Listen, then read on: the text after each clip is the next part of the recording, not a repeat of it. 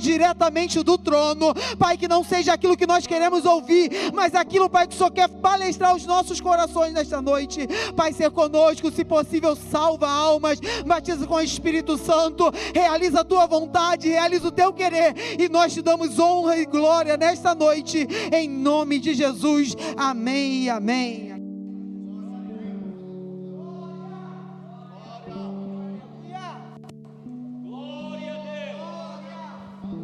Saúde a igreja com a paz do Senhor. Irmãos, confesso que me encontro muito nervosa, né? É uma responsabilidade muito grande, eu costumo dizer, porque estou diante da noiva do Senhor, e para falar com a noiva do Senhor é muita responsabilidade, tem que ter muito temor e tremor diante da presença do Senhor, porque não estou lidando com qualquer coisa, mas a escolhida de Deus. Sou grata a Deus pela oportunidade, faço minha acompanhada da minha família, de meus pais, meu esposo, a minha prima, e louvo a Deus por essa oportunidade. Confesso que tentei fugir de todas as formas, mas aprove ao Senhor, que fez um rebuliço para eu estar aqui nesta noite. Peço que a igreja abra as vossas Bíblias na Epístola de Paulo aos Colossenses, capítulo 3, nós vamos estar lendo alguns versículos da palavra do Senhor. Epístola de Paulo aos Colossenses, capítulo 3, a partir do versículo 1. Todos acharam? Diz assim: portanto, se já ressuscitastes com Cristo, buscai as coisas que são de cima, onde Cristo está assentado à destra de Deus. Pensai nas coisas que são de cima e não nas que são da terra, porque já estáis mortos e a vossa vida está escondida com Deus em Cristo. 4. Quando Cristo, que é a vossa vida, se manifestar, então também vós vos manifestareis com Ele em glória. Mortificai, pois, os vossos membros que estão sobre a terra, a fornicação, a impureza, a afeição desordenada, a vil concupiscência e a avareza, que é a idolatria, pelas quais coisas vem a ira de Deus sobre os filhos da desobediência, nas quais também em outro tempo andastes, quando viveis nela, mas agora despojai-vos também de tudo, da ira, da cólera, da malícia, da maledicência, das palavras torpes da vossa boca. Versículo 9: não mintais uns aos outros, pois que já vos despistes do velho homem com os seus feitos. Versículo 12: revesti-vos como eleitos de Deus, santos e amados, de entranhas de misericórdia, de benignidade, humildade, mansidão e longanimidade, suportando-vos uns aos outros e perdoando-vos uns aos outros. Se alguém tiver queixa contra o outro, assim como Cristo vos perdoou, assim fazei vós também. Podeis tomar os assentos. Irmãos, epístola do apóstolo Paulo. Essa epístola foi escrita pelo apóstolo Paulo enquanto ele estava na prisão, e ela foi escrita cerca do ano 62 depois de Cristo. A cidade de Colossos, ela ficava localizada no sudeste da Ásia Menor, e ela estava distante de Éfeso, da cidade de Éfeso, cerca de 160 quilômetros. E acredita-se que essa igreja foi fundada através e como resultado do ministério poderoso de Paulo em Éfeso. Essa carta do apóstolo Paulo, ela pode ser dividida, os seus capítulos, da seguinte forma. O capítulo 1, nós vemos Paulo saudando primeiramente a igreja, tratando sobre a centralidade de Cristo no Evangelho, e depois ele fala sobre o seu ministério como apóstolo. No capítulo 2, o apóstolo fala, exorta os colossenses a permanecerem firmes na fé, e ele também começa a instruí-los acerca dos falsos ensinos. No capítulo 3, Paulo ele vai começar a dar instruções aos colossenses para viver uma vida santa. Ele fala sobre o viver conjugal, ele dá instrução para as famílias. E no capítulo 4 ele dá outras instruções e ele também fala acerca da oração. Paulo ele escreve a epístola de Colossenses com pelo menos 2 objetivos. O primeiro objetivo de Paulo é combater os falsos ensinos que estavam entrando no meio dos colossenses e também tratar acerca da centralidade de Cristo no Evangelho, na redenção, na salvação, na criação. Porque no meio dos colossenses estavam entrando alguns que estavam deturpando totalmente os ensinos do Evangelho. E o segundo objetivo de Paulo, ao escrever a carta aos colossenses, era ressaltar a importância da nova natureza em Cristo e as exigências que essa nova vida ela tem para o crente. Mas antes de entrar no texto de Colossenses, eu quero fazer menção, e foi aqui onde o Senhor ele palestrou o meu coração, no texto de João 3, versículo 3, quando Jesus ele se encontra com um certo doutor da lei, chamado de Nicodemos. Jesus ele se encontra com Nicodemos e Jesus fala para Nicodemos sobre algo muito importante. Jesus fala para Nicodemos acerca da necessidade do novo nascimento. Jesus falando em João 3:3 diz: Jesus respondeu e disse-lhe: na verdade te digo que aquele que não nascer de novo não pode ver o reino de Deus. Irmãos, igreja, perceba que Jesus estava lidando com o doutor da lei, Nicodemos. Então o que nós percebemos? Que não importa o título que você tenha, não importa o cargo que você exerça, não importa o quão grande você é lá fora ou o quão grande você é aqui dentro, o mandamento de Jesus ainda é o mesmo. Você precisa nascer de novo. Mas o que é esse novo nascimento? É a regeneração, é o nascimento espiritual. E a regeneração, ela é uma das doutrinas fundamentais da nossa fé. O crente que não é regenerado não pode ver o reino de Deus. O crente que tem 10, 20, 30, 50 anos de evangelho, mas não mudou de vida, não abandonou o velho homem, não verá o reino de Deus. E o que é ver o reino de Deus? O reino de Deus é receber a nova vida em Cristo, é receber a salvação, é receber a vida eterna. Então quem não nasceu de novo não verá o reino de Deus.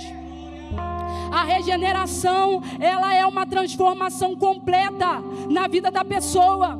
A gente passa da morte para a vida. Quando nós aceitamos Jesus, o Espírito Santo de Deus, ele começa a fazer em nós a obra da regeneração. E através da regeneração, nós nos tornamos nova criatura. Quem nasceu de novo não se conforma com este mundo. Se você julga que você nasceu de novo, mas você está conformado com este mundo, você acha que está tudo bem, o mundo da forma que está, você não nasceu de novo. Romanos 12:2 diz: e não vos conformeis com este mundo, mas transformai-vos pela renovação do vosso entendimento. Quem nasceu de novo não é moldado pelos padrões do mundo, mas molda o ambiente ao seu redor. Quem é inconformado sente o gemido do Espírito ao ver o mundo à sua volta se corrompendo. Sente o gemido do Espírito ao ver as pessoas que você conhece se corrompendo. E através da regeneração, o homem ele é capacitado por Deus para mudar de vida. Quem foi regenerado está liberto da escravidão do pecado, vive uma nova vida de retidão diante de Deus, evitando viver uma vida de pecado. Romanos 6, versículo 2 diz: nós que estamos mortos para os pecados, como viveremos ainda nele? Quem vive no pecado, quem vive na imoralidade, ainda não nasceu de novo. Aleluia. E em Colossenses, o capítulo 3, Paulo vai ratificar tudo aquilo que Jesus falou em João 3:3, que nós precisamos nascer de novo, nós precisamos viver uma nova vida diante de Deus.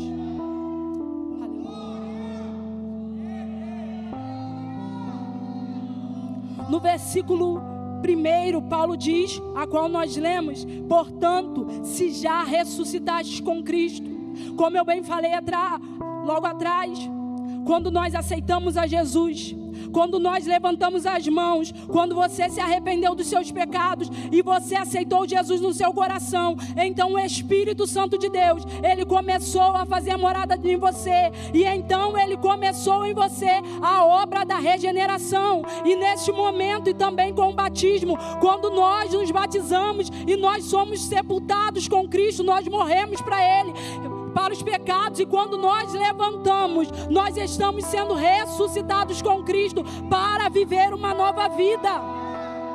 Então quem vive uma nova vida precisa buscar as coisas que são de cima. Paulo, ele vai seguindo, ele vai dizer: buscai as coisas que são de cima, onde Cristo está assentado à destra de Deus. E buscar as coisas que são de cima, o verbo grego usado aqui significa procurar, buscar, e é buscar com zelo, é buscar de forma ativa, de forma intencional. Jovens, igreja, é vontade de Deus que nós nos inclinemos para as coisas que são espirituais, é vontade de Deus que nós venhamos buscar intimidade, comunhão com Deus. A vontade de Deus é que nós nos inclinemos para Ele. Buscar as coisas que são de cima remete às coisas espirituais.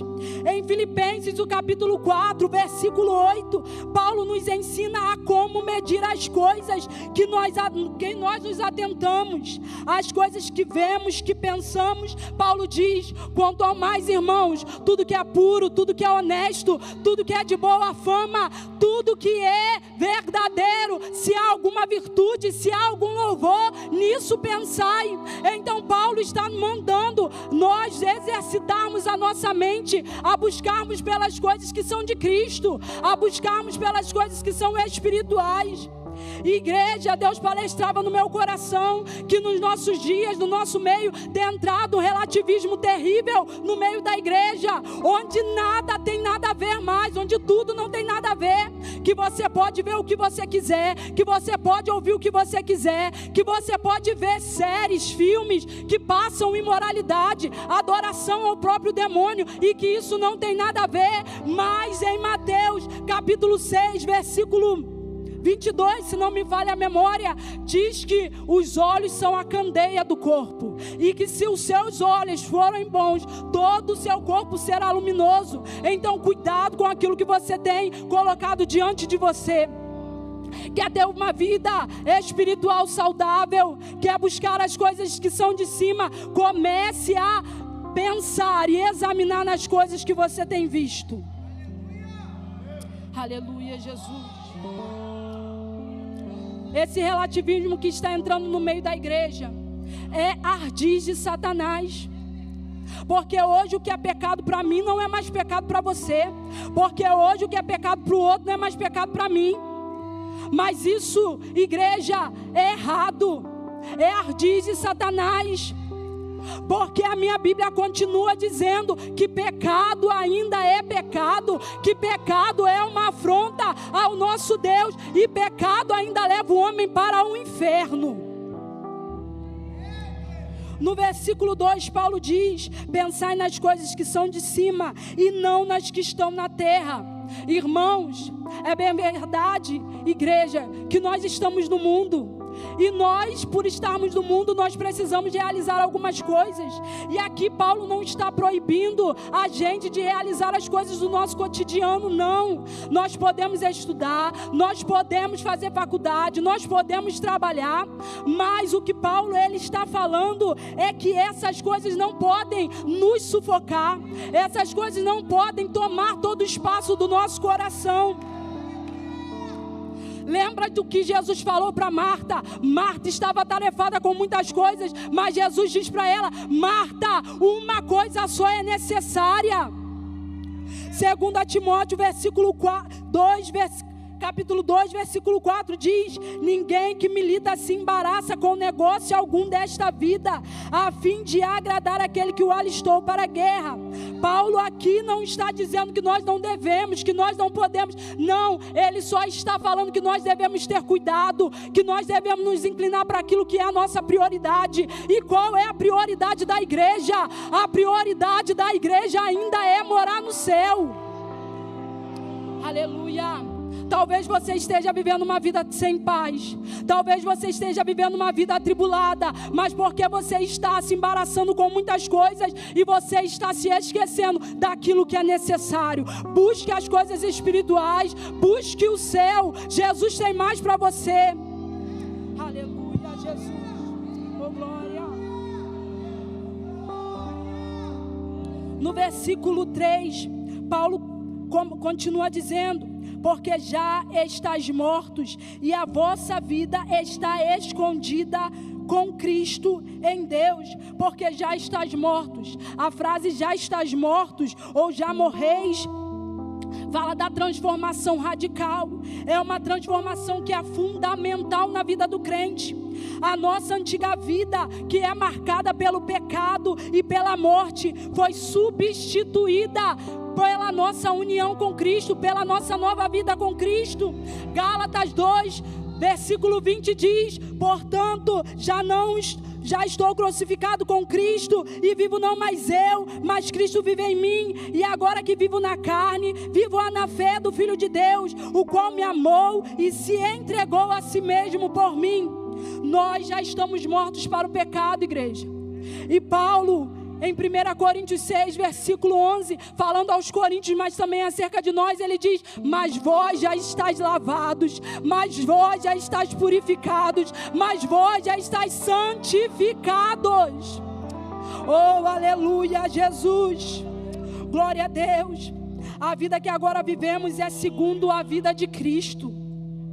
Nós não devemos andar mais da maneira que nós queríamos, da maneira que nós queremos, pelos nossos desejos carnais. Não, nós devemos viver uma vida de extrema obediência ao nosso Deus e à sua palavra. Nós já estamos mortos para as coisas passadas.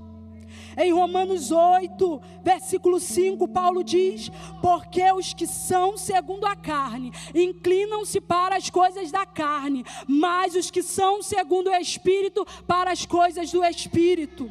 Se você é espiritual, você tem que se inclinar para as coisas que são espirituais. Se você nasceu novamente com Cristo, você tem que se inclinar para as coisas que são espirituais. Versículo 4, Paulo fala: quando Cristo, que é a vossa vida, se manifestar, então também vós vos manifestareis com Ele em glória. Irmãos, é bem verdade que nós ainda estamos na terra.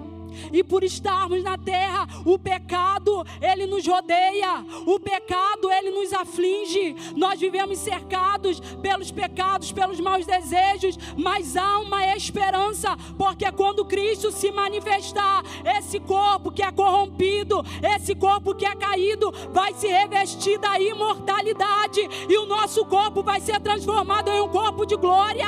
E o pecado não mais terá domínio sobre nós. Mas só vai viver isso quem perseverar, só vai viver isso quem nasceu de novo, quem abandonou as velhas práticas. Aleluia, Jesus. Glória a Jesus. Mas enquanto nós ainda estamos aqui, enquanto nós ainda estamos no corpo, o mandamento de Paulo à igreja de Colossos e a nós é: mortificai.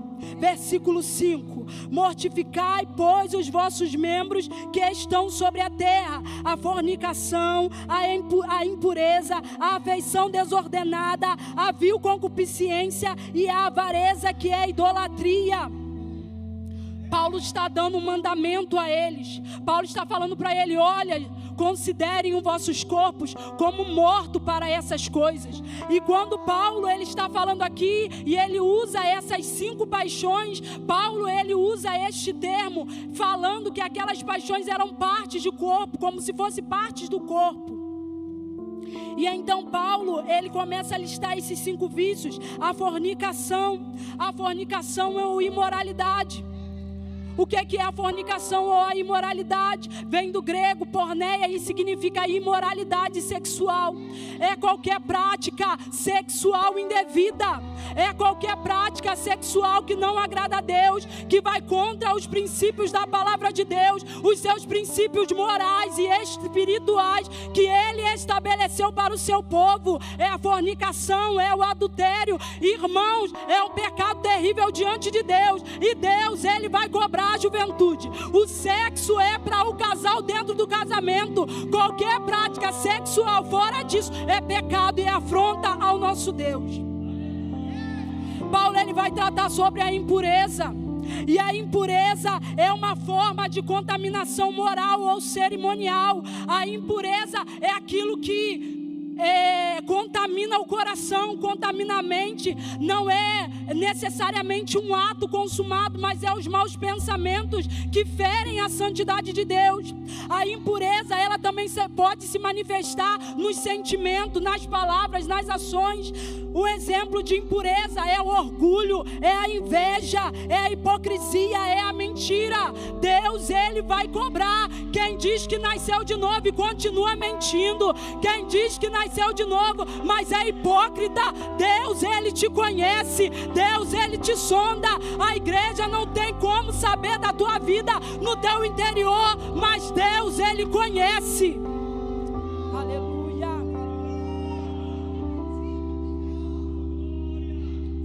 Afeição desordenada, ou em outras traduções, paixões lascivas, se refere aos desejos intensos e descontrolados, especialmente relacionados ao prazer carnal.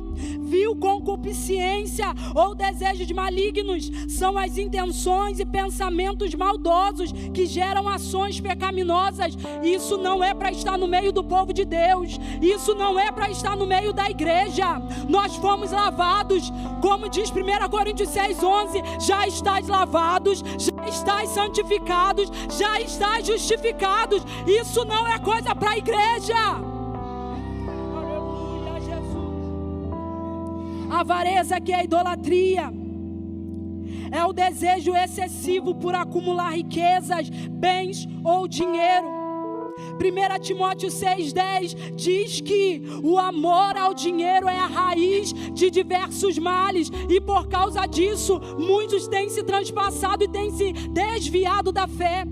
Irmãos, Mateus capítulo 6, versículo 24, Jesus falando aos seus discípulos, ele diz: ninguém pode servir a 2 senhores, porque há de amar um e desprezar o outro, há de se dedicar a um e se desprezar o outro. Não podeis servir a Deus e a Mamon, ou as riquezas. Em Êxodo capítulo 20, versículo 5, Jesus, quando ele chama Moisés do monte, Jesus fala para Moisés: Moisés, eu sou um Deus zeloso. O que quer dizer isso? Que o nosso Deus, ele tem ciúmes de nós. O nosso Deus tem um amor ardente por nós, um amor que nos confere proteção, mas Deus não divide a glória que é devida ao seu nome com ninguém. Deus não te divide com nada.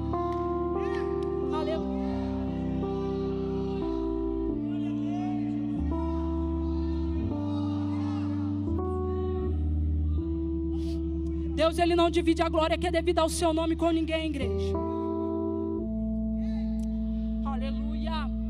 Deus, ele não divide você com ninguém. Se há alguém aqui que está amando as riquezas, o Senhor Jesus está aqui e Ele quer te limpar, Ele quer te purificar. Glória a Jesus. Versículo 6: pelas quais coisas vem a ira de Deus sobre os filhos da desobediência. Gálatas capítulo 6, versículo 7 e o versículo 8. Paulo, escrevendo aos Gálatas, diz: não vos enganeis, Deus não se deixa escarnecer. porque tudo que o homem plantar, isso também ele colherá. E o que semeia na carne ceifará a corrupção, mas o que semeia no Espírito ceifará a vida eterna. Juventude, o nosso Deus não se deixa escarnecer.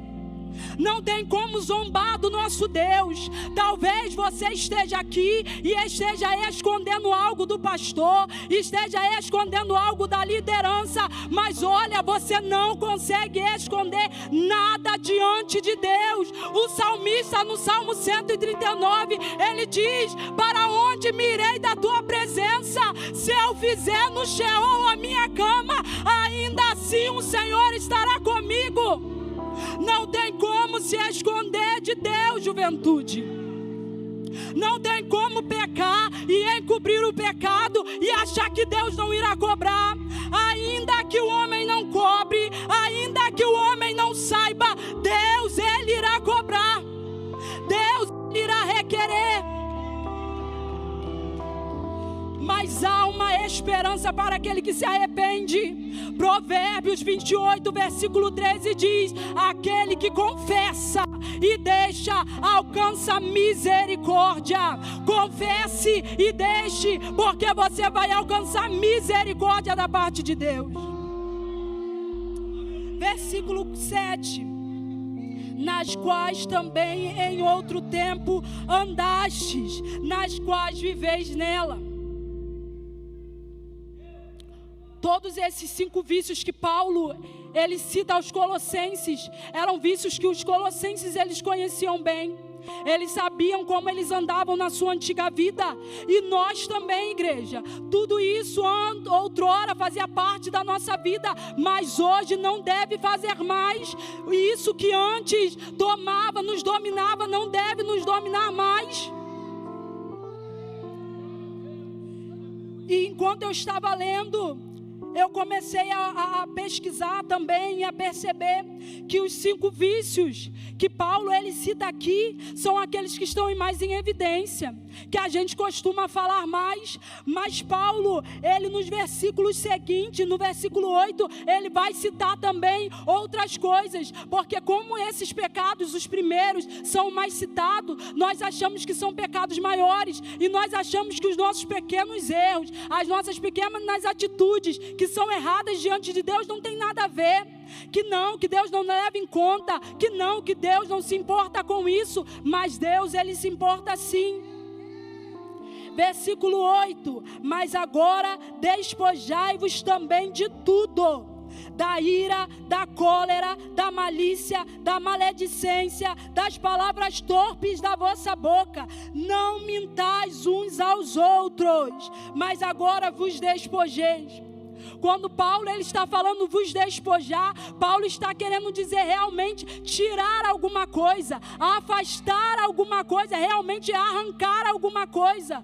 Paulo está usando uma metáfora como se fosse o hábito de se vestir. Paulo está falando: tirem essas velhas vestes que antes faziam parte de vocês. E Paulo está falando, ele completa: de tudo, do que? Da ira. O que é a ira? É aquela fúria que vem quando acontece alguma coisa. Isso é pecado também, igreja, e nós muitas vezes não damos atenção a essas coisas. A ira que leva a pensamento de vingança, isso não é coisa de cristão, isso não é coisa de crente. Nós precisamos nos despojar dessas coisas. Da cólera. O que é a cólera? A cólera é aquele momento de fúria, de raiva, que é aquele momento em que talvez alguém falou algo com você e você se estressa de uma forma que o seu rosto arde e você começa a falar coisas e fazer coisas que não deveriam ter feito nem falado. Isso também precisa ser tirado do nosso meio. Isso não agrada a Deus. Da malícia. O que é a malícia? É o hábito de prejudicar os outros, é o sentimento dele liberado de fazer mal ao próximo, da maledicência. A maledicência é a língua maldosa, é a língua que espalha fofoca, que espalha mentira, é a língua que zomba do outro, que fala dos defeitos do outro. Isso não é coisa da igreja. Esse hábito de rir do irmão, esse hábito de reparar alguém, isso não é coisa de crente, isso não é coisa de cristão, isso não deve estar no nosso meio, isso não agrada a Deus.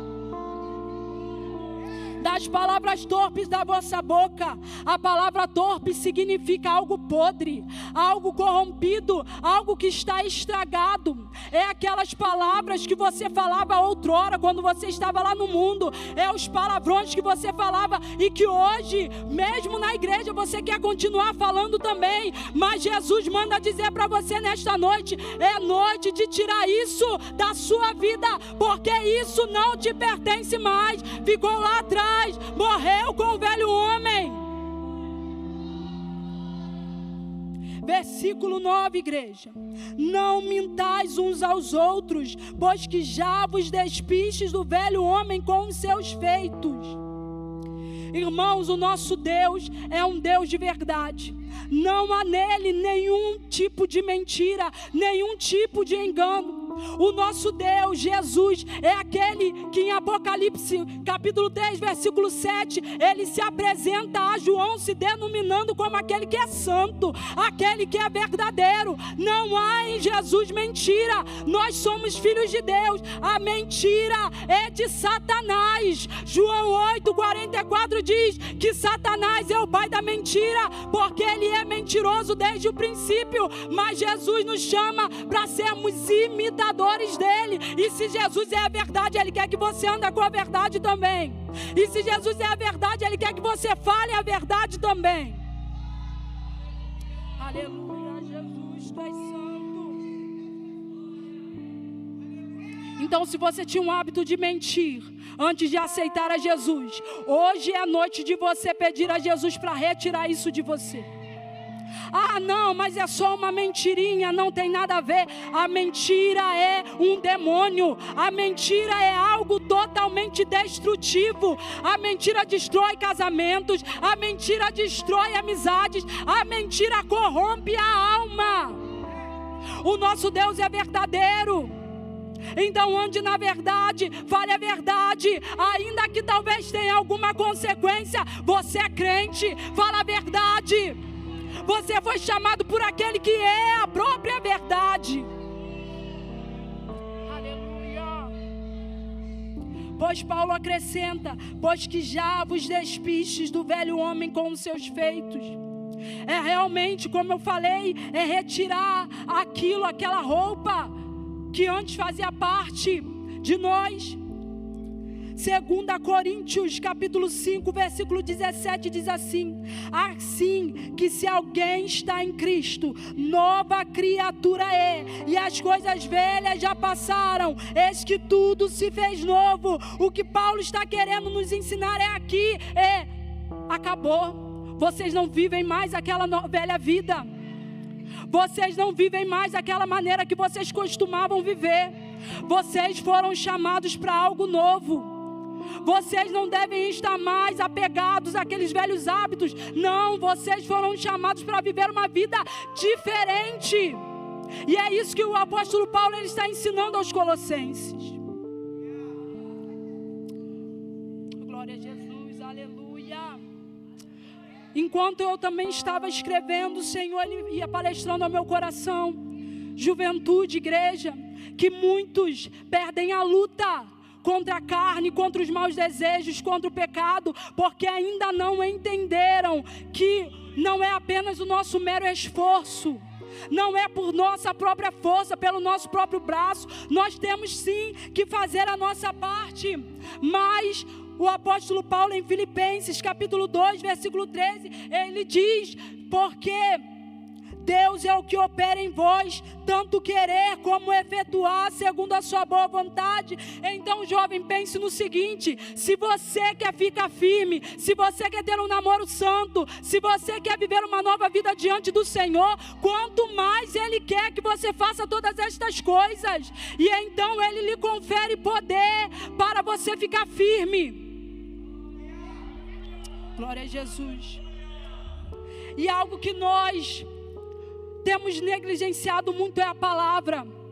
Jesus, ele falando para os seus discípulos, João capítulo 15, versículo 3, ele fala: vós já estáis limpos pela palavra que vos tenho falado. Quer ser limpo? Leia a palavra, jovem. Quer renunciar o seu eu, as suas vontades? Mergulhe na palavra do Senhor. João capítulo 17, versículo 17 diz: santificai-os na verdade, a tua palavra é a verdade. Só tem uma maneira de nós sermos santos, nós sermos lavados, é nos voltando para a palavra. A palavra ainda é aquilo que purifica. Versículo 12: revesti-vos, pois, como eleitos de Deus, santos e amados, de entranhas de misericórdia, de benignidade, humildade, mansidão e longanimidade. Revesti-vos. É como se Paulo estivesse fazendo um paralelo entre mortificar, despojar e revestir. Então agora o que Paulo está querendo dizer: pegue agora as novas vestes, as vestes espirituais, as características que devem fazer parte do cristão, e comece agora a se revestir com essas coisas. Você vai se revestir agora, juventude, de longanimidade, de mansidão, de temperança. Glória a Jesus. Paulo, ele vai falar: como eleitos de Deus, santos e amados. Jovens, igreja, nós fomos escolhidos pelo próprio Deus. Nós fomos salvos, libertos do poder do pecado. Ele nos chamou, Ele nos escolheu, Ele te deu um ministério, Ele te deu um propósito, Ele te deu uma vocação, e Ele nos chama para sermos santos. O que quer dizer isso? Separados, é ser separado para Deus. E amados, quer dizer que nós somos amados pelo próprio Deus. E agora que nós precisamos nos revestir da misericórdia. O que é a misericórdia? É sofrer pelo outro. É quando sabemos que o outro está mal, nós temos misericórdia pela vida dele. Assim como Neemias. Neemias, ele estava no palácio, igreja. Neemias, ele estava no bem bom. Neemias poderia simplesmente esquecer. Mas quando ele soube como estava o seu povo lá em Jerusalém, Neemias, ele se joga, se lança perante a presença do Senhor, e ele começa a lamentar por aquele povo. A misericórdia é a característica do cristão. Se você não tem misericórdia ao ver o outro caindo, você precisa se examinar, você precisa moldar os seus pensamentos. Bondade, o que é a bondade? É a disposição para fazer o bem. Humildade é o contrário da arrogância. É também a humildade para saber que você precisa sentar e aprender. Já ouviu que quem não senta para aprender também não pode se levantar para ensinar? A humildade, ela faz isso, ela nos leva a servir ao outro, mas nos faz dar ouvido aos ensinamentos do outro também. Se tem 30, 40 anos de evangelho, mas não tem humildade, você precisa nascer de novo. Mansidão, que é a gentileza e é a habilidade para responder calmamente, mesmo em situações difíceis. Se nós formos parar para ver o fruto do Espírito, que Paulo fala em Gálatas capítulo 5, a partir do verso 22, essas coisas se enquadram lá, é fruto do Espírito. Tem muita gente que diz que é cheio do Espírito Santo de Deus, que diz que foi regenerado, que diz que já nasceu de novo, que fala em línguas, que pula, que roda no mistério, mas ainda não tem o fruto do Espírito de Deus. Paulo está falando aqui, igreja, de uma profunda mudança. Não é algo superficial, não. Não adianta nada o pastor pregar, o pastor ensinar, o pastor falar, se nós não resolvermos mudar de vida. A palavra do Senhor, ela tem poder.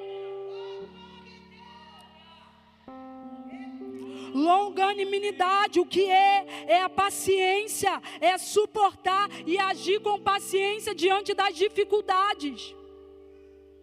Versículo 13: suportando-vos uns aos outros e perdoando-vos uns aos outros. Se alguém tiver queixa contra o outro, assim como Cristo vos perdoou, assim fazeis vós também. Suportar aqui, o termo correto seria apoiar ou sustentar, ao invés de se opor. Então o que Paulo está dizendo, ao invés de você se opor ao seu irmão, comece a apoiá-lo. Ao invés de você fazer algo que prejudica o seu irmão, ao invés de você se afastar dele, comece a suportá-lo, comece a ajudá-lo. Perdoando-vos uns aos outros. Jesus, ele fala, se nós não perdoarmos os homens as vossas ofensas, nós também não seríamos perdoados. Quer ser perdoado? Comece a perdoar. A igreja foi chamada por Deus para viver em unidade. Jesus, quando ora em João 17, Jesus, ele fala para que eles sejam um, como nós somos um, Pai. Então a igreja tem que viver em unidade.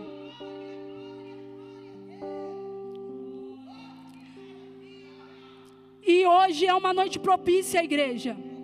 O Espírito de Deus está aqui. O Espírito Santo de Deus habita em você. E Ele quer transformar todas as áreas da sua vida.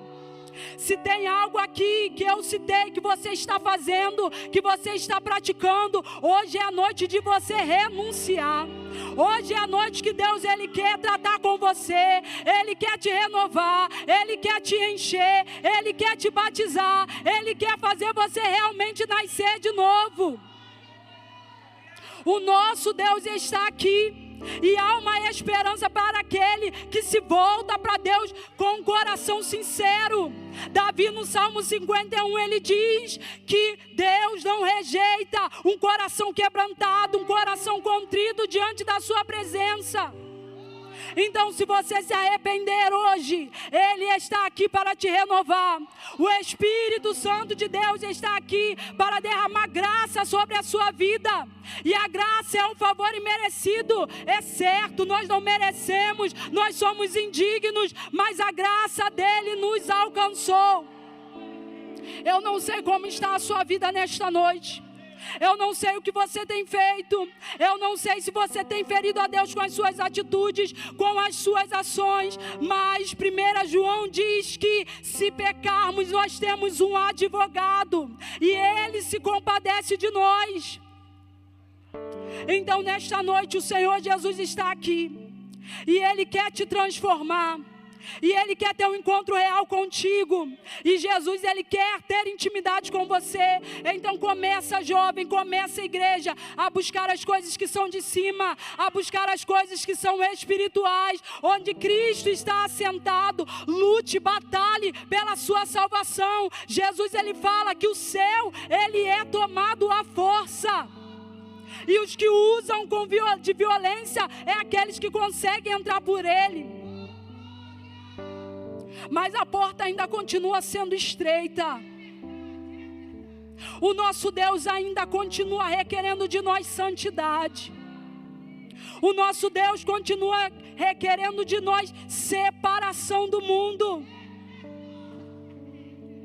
Então que nós nessa noite venhamos verdadeiramente nos conformar nos padrões da palavra de Deus. Eu acho muito interessante, porque Tiago, escrevendo a sua epístola, ele diz: não sejais apenas ouvintes da palavra, mas sejais praticantes. Pratique a palavra, viva a palavra, juventude, e você vai ver que a glória de Deus vai inundar a sua vida. Você vai ver que Deus vai fazer através de você. E foi isso que o Espírito Santo de Deus, ele palestrou ao meu coração. E eu sou grata a Deus por esta oportunidade. E que o Senhor, que é o dono das nossas vidas, possa transformar aquilo que precisa ser transformado em você. E que Ele possa continuar falando aos nossos corações. Eu agradeço pela oportunidade, em nome de Jesus.